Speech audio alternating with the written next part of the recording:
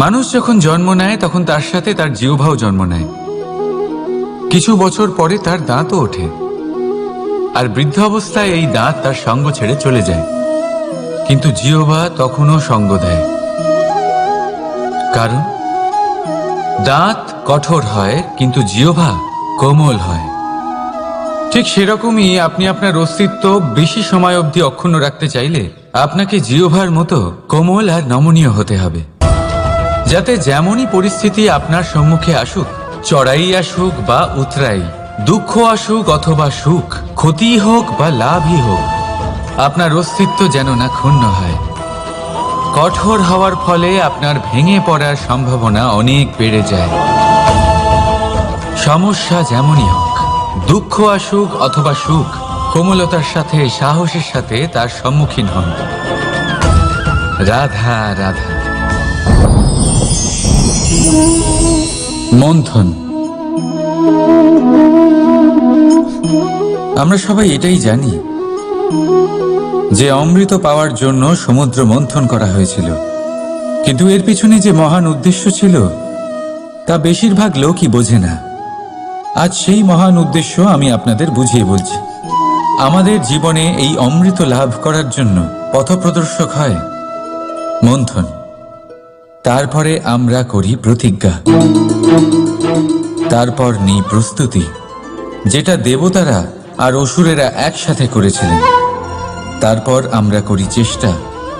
বাসুকীর মুখ থেকে বিশ্বশ্বাস নির্গত হওয়া এটা প্রারম্ভিক বাধা হয়ে দাঁড়িয়েছিল, তবুও আমাদের লক্ষ্য দৃঢ় ছিল। যদিও সমুদ্র মন্থন থেকে হলাহল উঠে এলো, আমরা ভয় পাইনি, আমরা সেটার মোকাবিলা করলাম। ঠিক সেই পথেই যখন আমরা অনেক অমূল্য রত্ন পেলাম, নক্ষত্র পেলাম, সেটার প্রতি আকর্ষিত না হয়ে অমৃত লাভ করার পরেই আমরা শান্ত হলাম। এইভাবে যদি আপনি নিজের জীবনে প্রতিজ্ঞা, প্রস্তুতি, চেষ্টা, দৃঢ় নিশ্চয়, অটল থাকা আর আকর্ষণ থেকে বিরত থাকেন, যদি এইসব গুণ আপনার ভেতরে একত্রিত করে নেন, তাহলে আপনিও আপনার জীবনের অমৃত অবশ্যই লাভ করবেন। রাধা রাধা। মানুষের কোন বিষয়ে অহংকার থাকে? সময়, ক্ষমতা, শরীর আর সম্পত্তি। আর এই চারটেই সর্বদা সঙ্গে থাকে না। কি বিচিত্র ব্যাপার! আপনি নিজেই দেখুন। সময় আজ ভালো হলেও কাল অবশ্যই খারাপ হতে পারে। ক্ষমতা আজ আপনার থাকলেও কাল তা নাও থাকতে পারে। এই শরীরটা তো নশ্বরই বটে। যত আপনি বার্ধক্যের দিকে অগ্রসর হবেন, দুর্বল হতে থাকবেন, সৌন্দর্য ক্ষীণ হতে থাকবে। আর সম্পত্তি আজ আপনার, কাল অন্য কারোর হয়ে যাবে। আর এই সমস্ত নশ্বর জিনিসে মন কেন্দ্রীভূত করতে করতে ব্যক্তি ভুলে যান সেই বিষয়গুলি যা সর্বদা আপনার সাথে থাকবে, আপনার ঢাল হবে, আপনার সম্বল হয়ে থাকবে। আর তা হল আপনার স্বভাব, বুদ্ধি, সৎসঙ্গ আর খাঁটি সম্পর্ক। নিজের স্বভাব শীতল রাখুন, কর্মে বুদ্ধির পরিচয় দিন, সর্বদা ভালো মানুষের সাথে সময় কাটান, আর খাঁটি সম্পর্ক সর্বদা পালন করুন। জীবনে সর্বদা সুখী হবেন। রাধা রাধা। কথায় আছে যে ভাগ্যের খেলা অত্যন্ত বিকট হয়। দেবতারাও বুঝতে পারেন না যে এই খেলা কি। আমরা তো শুধু সাধারণ মানুষ। ঠিক আছে, সিদ্ধান্তের কথা বলি। সিদ্ধান্ত নেওয়া তো আপনারই হাতে আছে। কেন? দেখুন, ভাগ্য আপনার সিদ্ধান্ত পাল্টাতে পারে না, কিন্তু আপনার সিদ্ধান্ত, এটা আপনার ভাগ্য অবশ্যই পাল্টাতে পারে। তাই ভাগ্যের উপরে নির্ভরশীল থাকবেন না। মনোসংযোগ করুন আজকের সিদ্ধান্তের ওপর। শান্ত মনে বিচার করুন, তারপর সিদ্ধান্ত নিন, কারণ এই সিদ্ধান্ত এটা বড়ই গুরুত্বপূর্ণ। আপনার আজকের সিদ্ধান্ত আপনার ভবিষ্যতের কাঠামো। আপনার আজকের এই সিদ্ধান্ত ভবিষ্যতে সৌভাগ্য হতে পারে, আবার দুর্ভাগ্যও হয়ে দাঁড়াতে পারে। সিদ্ধান্ত আপনার। রাধা রাধা। আমরা সবাই মন্দিরে যাই, ঈশ্বরের সামনে হাত জড়ো করে বসি আর নিজের ইচ্ছে প্রকাশ করি। কখনো ভেবেছেন ঈশ্বরের কেমন লাগতে পারে যে আমার ভক্তরা আমার কাছে আসে শুধুমাত্র নিজের ইচ্ছে পূরণের জন্য, আমার সাথে দেখা করতে নয়? অসংখ্য লোক মন্দিরে যান নিজের ইচ্ছে ঈশ্বরকে জানানোর জন্য। যদি তাদের ইচ্ছে পূরণ না হয় তারা হতাশ হয়ে পড়েন। এবার থেকে যখনই আপনি মন্দিরে যাবেন, ঈশ্বরের সামনে বসবেন, হাত জড়ো করবেন আর বলবেন, ধন্যবাদ, ধন্যবাদ ঈশ্বর যে আপনি আমাকে যা দিয়েছেন তাতেই আমি খুশি। শুধু আমাকে পথ দেখাবেন যে কিভাবে আমি নিজের কর্মের দ্বারা, শুধু আমার কর্মের দ্বারা সেই সব পেতে পারি যা আমি চাই। ঈশ্বরের থেকে শুধু চাইতে গেলে তাহলে ঈশ্বরের কাছে নিজেকে অনেক ছোট মনে হবে। কিন্তু যদি নিজের কর্ম করে তারপর ঈশ্বরকে ধন্যবাদ জানান, তাহলে সঠিক রূপে আপনি ঈশ্বর লাভ করবেন। রাধা রাধা।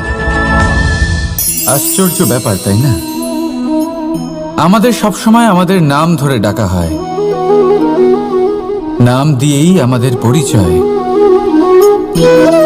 এই নামই আমাদের ইতিহাসে স্থান বানাতে আমাদের সাহায্য করে।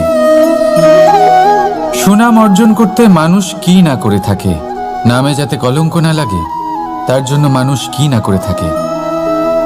জীবনে আপনি যা পেয়েছেন, অর্থ, সম্পত্তি, সুখ, এই সব কিছুই নামের কাছে মূল্যহীন। নাম সর্বদা উচ্চ স্থানে থাকে। এই নামকরণের অনুষ্ঠান আমাদের কাছে অত্যন্ত গুরুত্বপূর্ণ। এবারে আপনার কি মনে হয় আমি কোন নামের কথা বলছি? সেই নাম যা আমরা জন্ম থেকে পেয়েছি? না, আমি সেই নামের কথা বলছি যা আমরা নিজের কর্ম দ্বারা অর্জন করেছি। যা জন্মের সময় পেয়েছি তা মৃত্যুর সাথে চলে যাবে, কিন্তু যে নাম কর্মের দ্বারা অর্জন করেছি সেটা আমাদের অমর করবে। মাতা পিতা আমাদের জন্ম দেয়, জন্মের সাথে সম্পর্ক দেয়, সমাজ থেকে পাই বন্ধু, প্রকৃতি থেকে পাই খাদ্য। যদি এমন কিছু থাকে যা আমরা নিজের যোগ্যতায় পাই, তা হলো আমাদের কর্মের ফল, সেই নাম যা আমরা আমাদের কর্মের দ্বারা অর্জন করেছি। তাই সর্বদা ভালো কর্ম করুন আর আমার সাথে ভালোবেসে বলুন, রাধা রাধা। মানুষ বড়ই বিচিত্র প্রাণী, সব সময় লড়াই করতে থাকে, সব সময় চেষ্টা করে যাতে সেই শ্রেষ্ঠ হয়, চেষ্টা করে যাতে তার সামনে সবার মাথা নত হয়। তাই সবার আগে শক্তি অর্জন করার চেষ্টা করে।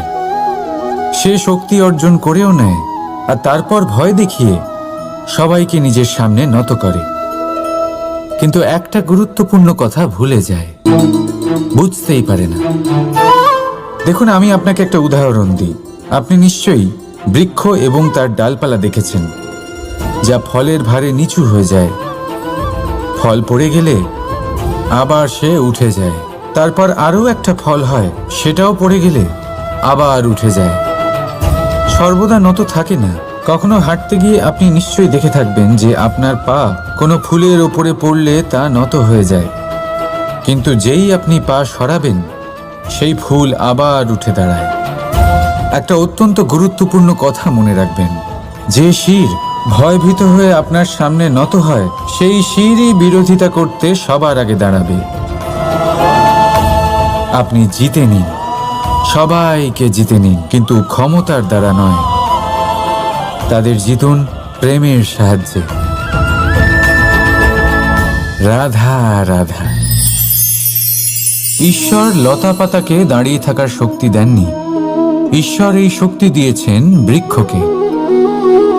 এই লতাপাতা বৃক্ষের সাহায্যে দাঁড়িয়ে থাকে, তাতেই বিকশিত হয়। এবার এই লতাপাতা দুই ধরনের হয়। প্রথম সে যে এই বৃক্ষতে বিকশিত হয়, ফুল ফুটিয়ে তোলে, নিজেকেও সুন্দর বানায়, বৃক্ষকেও সুন্দর বানিয়ে তোলে।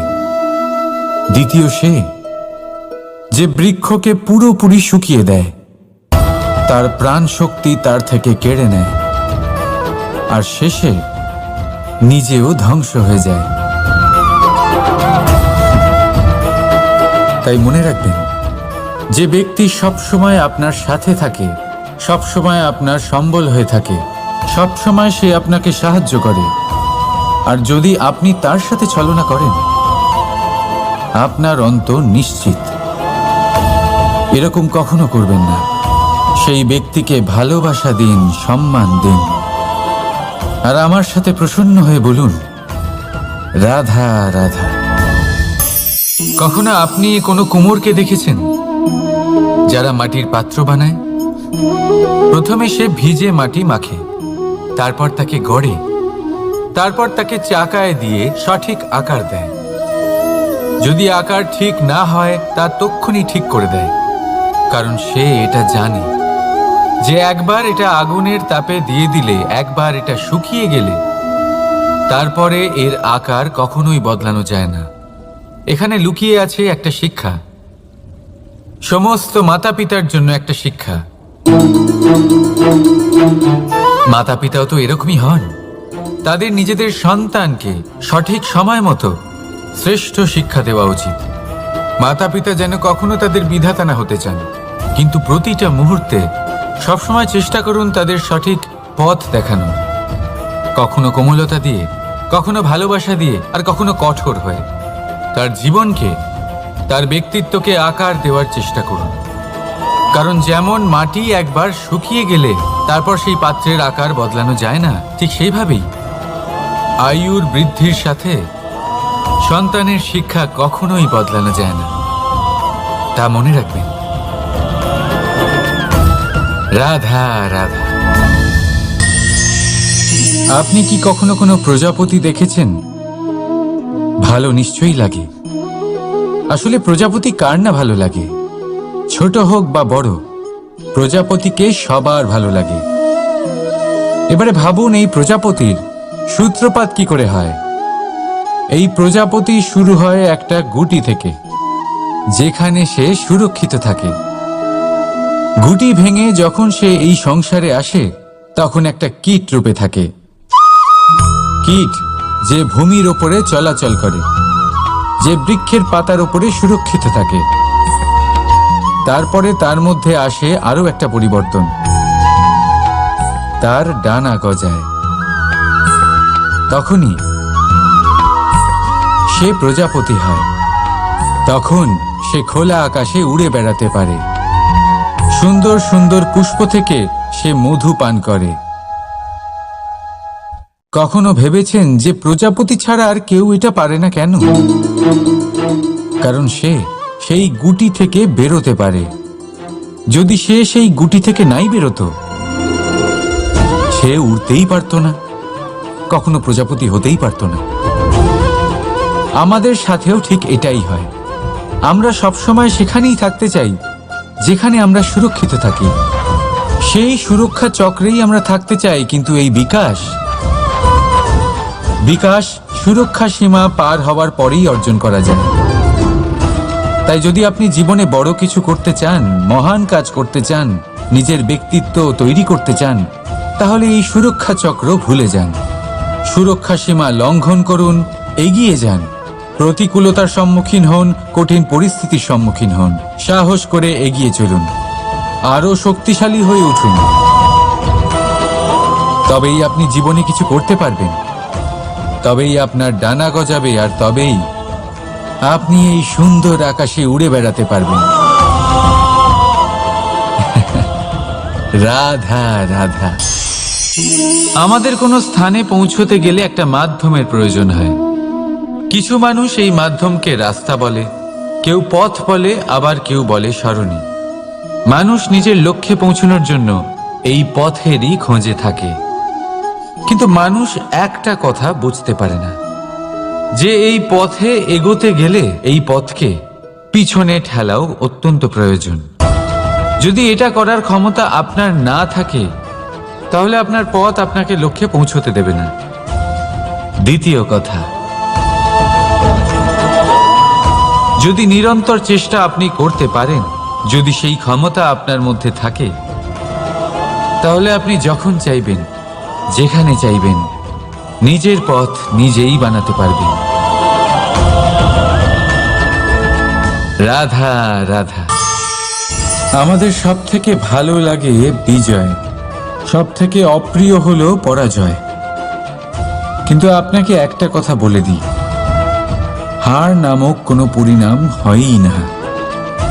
যাই পরীক্ষা থাকুক না কেন, হয় সেটা জয়তে পরিবর্তিত হয়, নয় সেটা আমাদের কোনো শিক্ষা দিয়ে যায়। তাই কোনো কিছু নতুন শুরু করার আগে কখনো সংকোচ করবেন না। হয় জয় আপনাকে বিজয়ীর মালা পরাবে, নয়তো এই হার আপনাকে অমূল্য কিছু শিখিয়ে যাবে। রাধা রাধা। এই ছোট কাঠের ডাল দেখতে পাচ্ছেন আপনি? একটা বৃক্ষ থেকে এরম হাজার হাজার ডাল পাবেন, যা দিয়ে আপনি আগুন জ্বালাতে পারবেন, যা নিজে জ্বলে আমাদের ভোজন বানাতে সাহায্য করে থাকে, যা নিজে জ্বলে অন্ধকারে আমাদের আলোকিত করে। যদি এটাই অন্যভাবে দেখা যায়, তাহলে এমনই এক ছোট্ট ডালের টুকরো একটা ছোট্ট ফুলকিতেই নিজের সাথে হাজার হাজার বৃক্ষ জ্বালিয়ে দিতে পারে।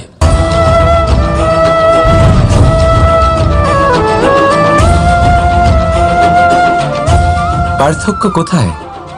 পার্থক্য হলো শুধু দৃষ্টিভঙ্গিতে, মানসিকতায়। যদি এই মন শীতল রাখেন, শান্ত রাখেন, তাহলে অসংখ্য মানুষের জীবন আলোকিত করবেন। যদি ক্রোধ আর অহংকারের আগুনে জ্বলতে থাকেন, তাহলে শুধুমাত্র বিনাশ করবেন। সিদ্ধান্ত আপনার। রাধা রাধা। আজ বিজয়া দশমী, সেই দিন যবে শ্রীরাম রাবণকে বধ করেছিলেন। এ হলো সেই দিন যেদিন শ্রীরাম লঙ্কা জয় করেছিলেন। লোকে বলে এটা খারাপের বিরুদ্ধে ভালোর জয়ের প্রতীক। এটাকে দেখার আরো একটা দিক আছে। আগে হ্যাঁ, এটা ভালোবাসার জয়ের প্রতীক, এটা পরিবারের জয়ের প্রতীক। আপনি তো নিশ্চয়ই জানেন যে রাবণ মহাজ্ঞানী ছিল, মহা শক্তিশালী ছিল, মহাদেবের পরম ভক্ত ছিল রাবণ। এবার যে ব্যক্তি কৈলাস পর্বত তুলতে পারত, সেই ব্যক্তি নিজে এক কাটা বৃক্ষের মতো শ্রী রামের চরণে পড়েছিল। কেন? কারণ রামের সাথে লক্ষ্মণ ছিল, কিন্তু ওদিকে রাবণের সাথে বিভীষণ ছিল না। একদিকে এক পরিবারের মধ্যে ভালোবাসা ছিল, কিন্তু অপরদিকে আর এক পরিবারের মধ্যে দূরত্ব বাড়ছিল। তাই মনে রাখবেন, যদি সংসারের ওপরে বিজয় লাভ করতে হয়, তাহলে সর্বপ্রথম পরিবারের মধ্যে ভালোবাসা বজায় রাখতে হবে। পরিবারের মধ্যে ভালোবাসা বাড়ান, দূরত্ব নয়। আপনি সব সময় সুখী থাকবেন, আর জীবনের সমস্ত বাধা আপনি অতিক্রম করবেন। রাধা রাধা। আপনি কি কখনো শুনেছেন হরিণ সিংহের থেকে পালানোর বদলে তার সাথে লড়াই করেছে? হরিণ সিংহকে আক্রমণ করেছে, কখনো শুনেছেন? কখনো না। কিন্তু এরকম হতেই পারে, এরকম হয়েই থাকে। আর এটা তখনই হয় যখন হরিণের শাবক বিপদে পড়ে। যখন তার সিংহের কবলে পড়ার ভয় থাকে, তখন হরিণীও এসে সিংহের সাথে লড়াই করতে থাকে। কারণ সে একজন মা, আর মা তার সন্তানের জন্য সবকিছু করতে পারে। এ হলো মায়ের স্নেহ, যেটা যত নরম হতে পারে, ঠিক ততটাই কঠোরও হতে পারে। আর তার সন্তানের মঙ্গলের জন্য সে ক্রোধের সমস্ত সীমা পার করে তার সন্তানকে রক্ষা করেই ছাড়বে। আর সেই জন্যই তো মাকে সন্তানের জীবনে সব থেকে বড় ঢাল বলা হয়। এই মাকে আমার শত কোটি প্রণাম। রাধা রাধা।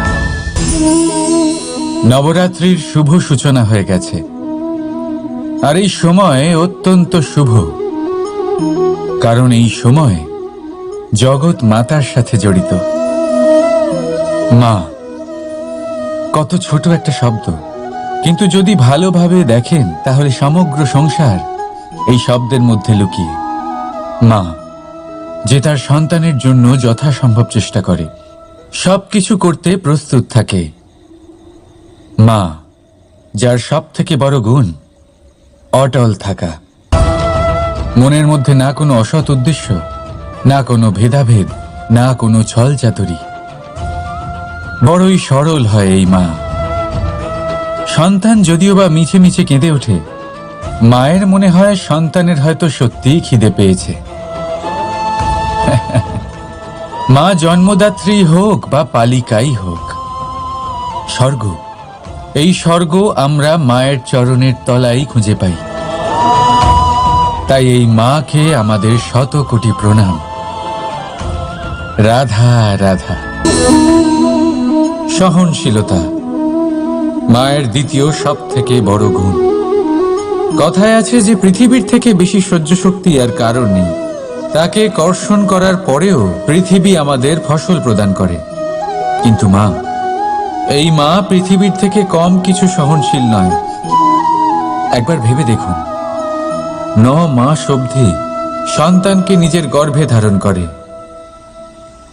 এই সহনশীলতা কি কোনো পুরুষ দেখাতে পারবে? এই সহনশীলতা কি কোনো পিতা দেখাতে পারবে? মহিলার মধ্যে যতই শক্তি থাকুক, সহনশীলতার পরিভাষা সে মা হওয়ার পরেই লাভ করে। নিজের অস্তিত্বকে ভুলে গিয়ে সন্তানের অস্তিত্ব তৈরি করে। গর্ভে শিশুর পদাঘাত খেয়েও আনন্দের সাথে তাকে দুধ খাওয়ায়। এই হলো মা। আর এই মা জননীকে আমাদের শত কোটি প্রণাম। রাধা রাধা। মায়ের আরো দুটো মহান গুণ, সাহস আর সম্বল।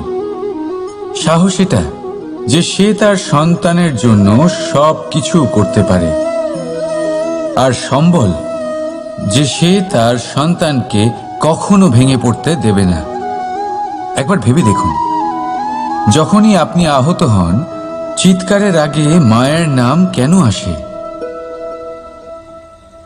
ভেবে দেখুন, যখন আপনার শক্তির প্রয়োজন পড়ে, সাহসের প্রয়োজন পড়ে, সামনের পথ আপনি দেখতে পাচ্ছেন যা অত্যন্ত কঠিন মনে হচ্ছে, তখন মুখ থেকে মায়ের নামই কেন বেরোয়? কারণ মা আমাদের সাহস যোগায়, মাই আমাদের ভরসাও যোগায়।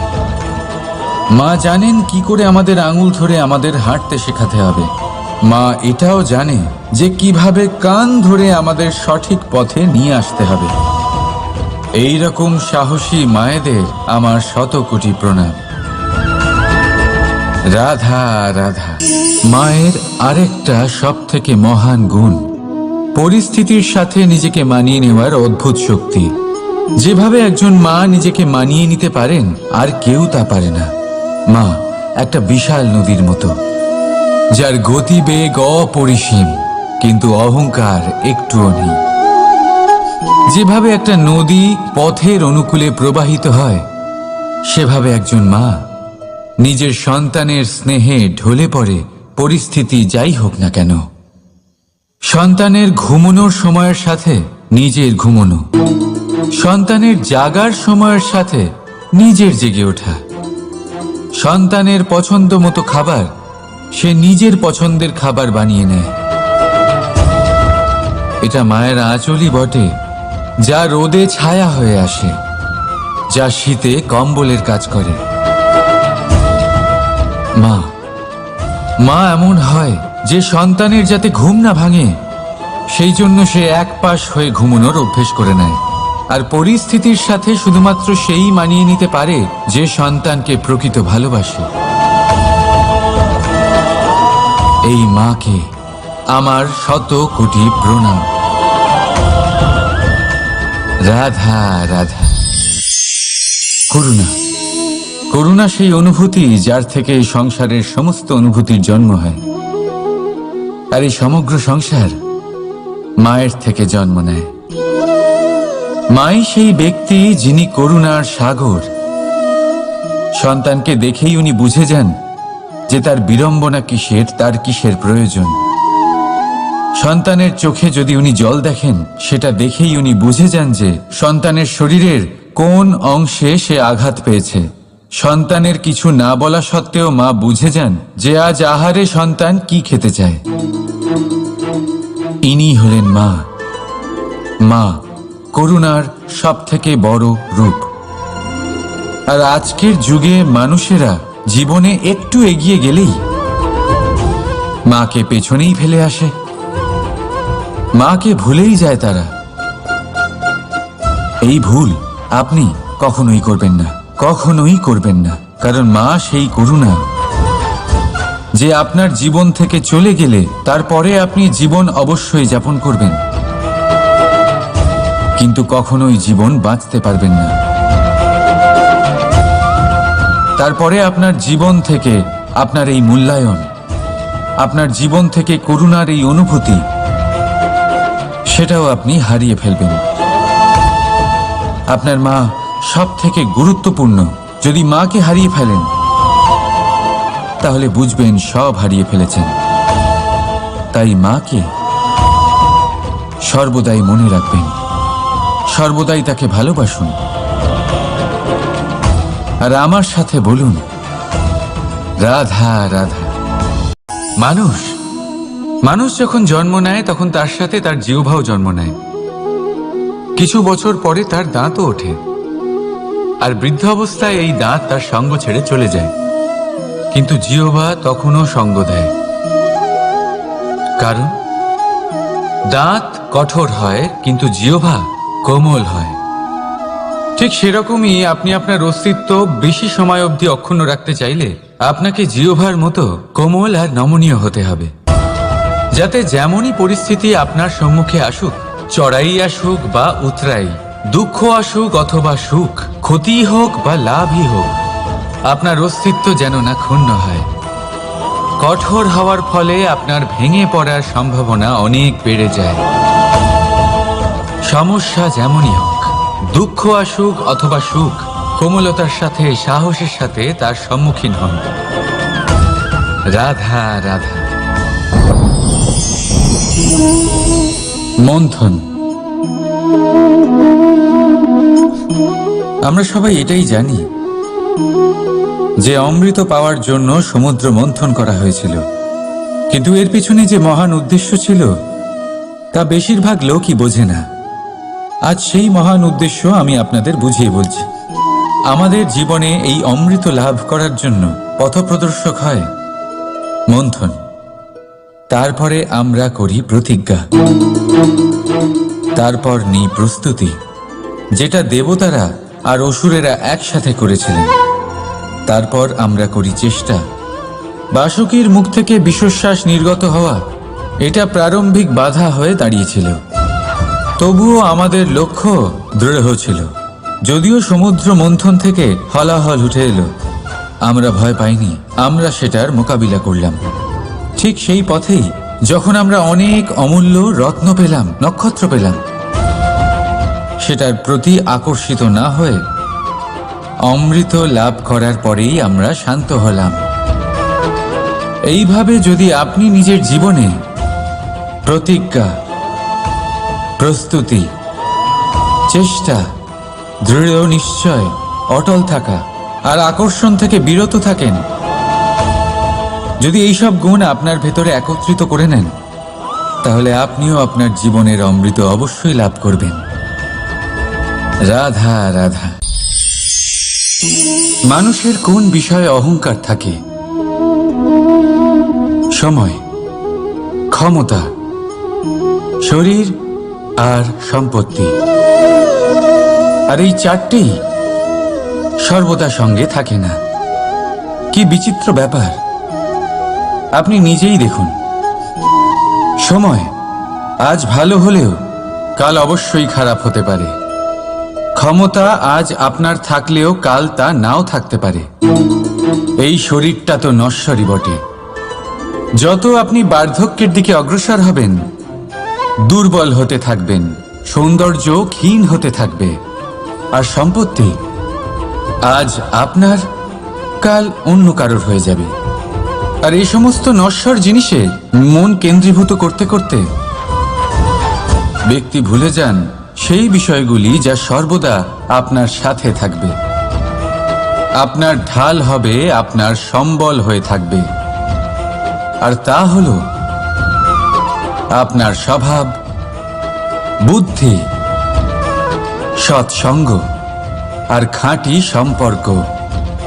নিজের স্বভাব শীতল রাখুন, কর্মে বুদ্ধির পরিচয় দিন, সর্বদা ভালো মানুষের সাথে সময় কাটান, আর খাঁটি সম্পর্ক সর্বদা পালন করুন। জীবনে সর্বদা সুখী হবেন। রাধা রাধা।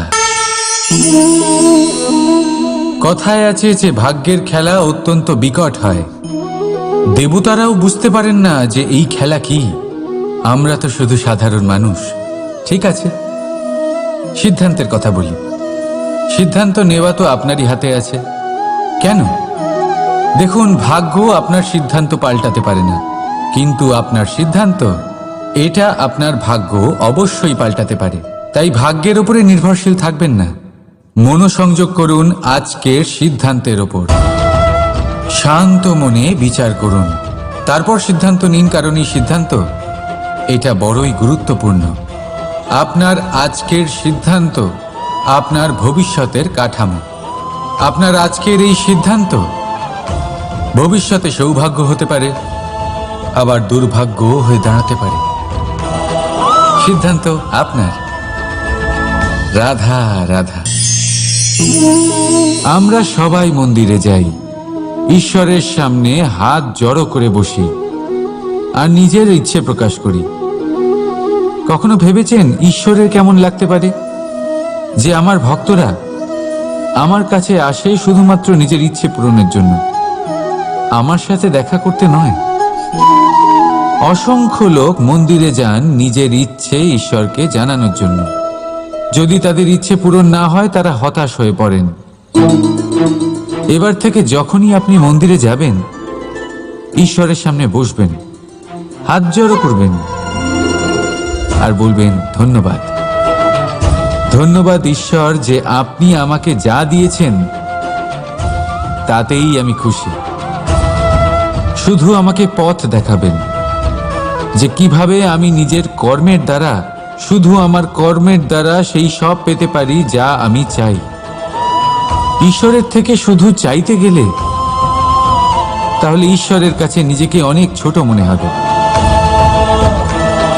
কিন্তু যদি নিজের কর্ম করে তারপর ঈশ্বরকে ধন্যবাদ জানান, তাহলে সঠিক রূপে আপনি ঈশ্বর লাভ করবেন। রাধা রাধা। আশ্চর্য ব্যাপার, তাই না? আমাদের সবসময় আমাদের নাম ধরে ডাকা হয়, নাম দিয়েই আমাদের পরিচয়। এই নামই আমাদের ইতিহাসে স্থান বানাতে আমাদের সাহায্য করে। সুনাম অর্জন করতে মানুষ কি না করে থাকে, নামে যাতে কলঙ্ক না লাগে তার জন্য মানুষ কি না করে থাকে। জীবনে আপনি যা পেয়েছেন, অর্থ, সম্পত্তি, সুখ, এই সব কিছুই নামের কাছে মূল্যহীন। নাম সর্বদা উচ্চ স্থানে থাকে। এই নামকরণের অনুষ্ঠান আমাদের কাছে অত্যন্ত গুরুত্বপূর্ণ। এবারে আপনার কি মনে হয় আমি কোন নামের কথা বলছি? সেই নাম যা আমরা জন্ম থেকে পেয়েছি? না, আমি সেই নামের কথা বলছি যা আমরা নিজের কর্ম দ্বারা অর্জন করেছি। যা জন্মের সময় পেয়েছি তা মৃত্যুর সাথে চলে যাবে, কিন্তু যে নাম কর্মের দ্বারা অর্জন করেছি সেটা আমাদের অমর করবে।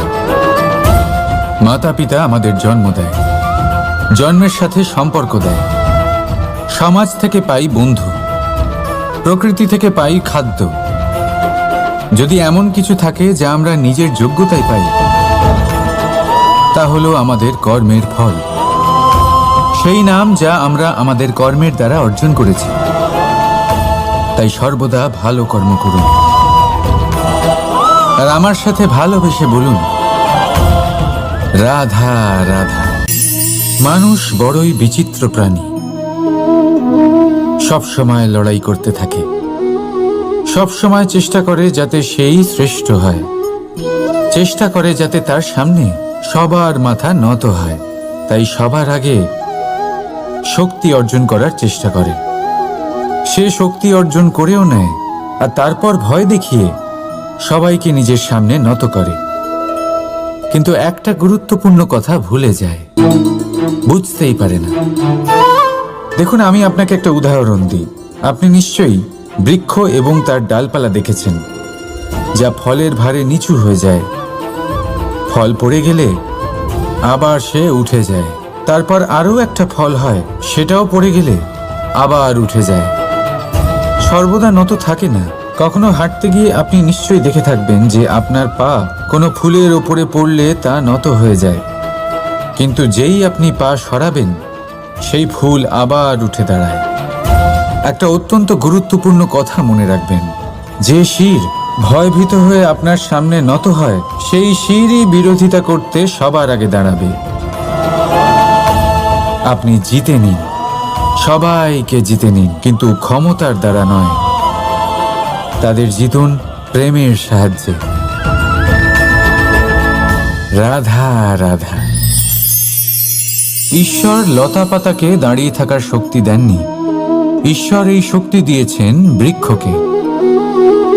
এই লতা পাতা বৃক্ষের সাহায্যে দাঁড়িয়ে থাকে, তাতেই বিকশিত হয়।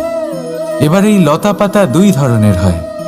প্রথম সে যে এই বৃক্ষতে বিকশিত হয়, ফুল ফুটিয়ে তোলে, নিজেকেও সুন্দর বানায়, বৃক্ষকেও সুন্দর বানিয়ে তোলে। দ্বিতীয় সে যে বৃক্ষকে পুরোপুরি শুকিয়ে দেয়, তার প্রাণ শক্তি তার থেকে কেড়ে নেয়, আর শেষে নিজেও ধ্বংস হয়ে যায়। তাই মনে রাখবেন, যে ব্যক্তি সবসময় আপনার সাথে থাকে, সবসময় আপনার সম্বল হয়ে থাকে, সবসময় সে আপনাকে সাহায্য করে, আর যদি আপনি তার সাথে ছলনা করেন, আপনার অন্ত নিশ্চিত। এরকম কখনো করবেন না। সেই ব্যক্তিকে ভালোবাসা দিন, সম্মান দিন, আর আমার সাথে প্রসন্ন হয়ে বলুন, রাধা রাধা। কখনো আপনি কোনো কুমোরকে দেখেছেন যারা মাটির পাত্র বানায়? প্রথমে সে ভিজে মাটি মাখে, তারপর তাকে গড়ে, তারপর তাকে চাকায় দিয়ে সঠিক আকার দেয়। যদি আকার ঠিক না হয় তা তক্ষুনি ঠিক করে দেয়, কারণ সে এটা জানে যে একবার এটা আগুনের তাপে দিয়ে দিলে, একবার এটা শুকিয়ে গেলে তারপরে এর আকার কখনোই বদলানো যায় না। এখানে লুকিয়ে আছে একটা শিক্ষা, সমস্ত মাতা পিতার জন্য একটা শিক্ষা। মাতা পিতাও তো এরকমই হন, তাদের নিজেদের সন্তানকে সঠিক সময় মতো শ্রেষ্ঠ শিক্ষা দেওয়া উচিত। মাতা পিতা যেন কখনো তাদের বিধাতা না হতে চান, কিন্তু প্রতিটা মুহূর্তে সবসময় চেষ্টা করুন তাদের সঠিক পথ দেখানো, কখনো কোমলতা দিয়ে, কখনো ভালোবাসা দিয়ে, আর কখনো কঠোর হয়ে। তার জীবনকে, তার ব্যক্তিত্বকে আকার দেওয়ার চেষ্টা করুন, কারণ যেমন মাটি একবার শুকিয়ে গেলে তারপর সেই পাত্রের আকার বদলানো যায় না, ঠিক সেইভাবেই আয়ুর বৃদ্ধির সাথে সন্তানের শিক্ষা কখনোই বদলানো যায় না। তা মনে রাখবেন। রাধা রাধা।